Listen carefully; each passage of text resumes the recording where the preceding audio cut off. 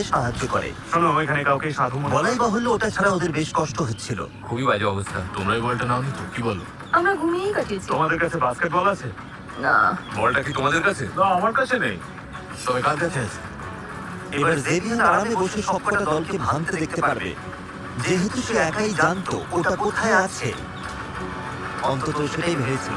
আমি জানি বাস্কেটবলটাকে নিয়েছে সত্যি? কে? জেভিয়ান। ওটা ডাস্টবিনে ফেলেছে।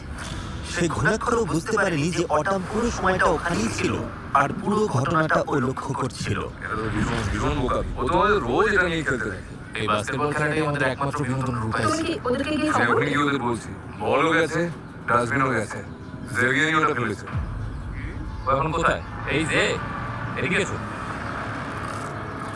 শোনো যে, ও বলছে তুমি নাকি আমাদের বাস্কেটবলটা ফেলে দিয়েছো। অদম বলছে আমি বলটা ফেলে দিয়েছি। আমি তো এতক্ষণ ঘুমোচ্ছিলাম। ও বলছে ও নিজে তোমাকে ময়লার গাড়িতে ফেলতে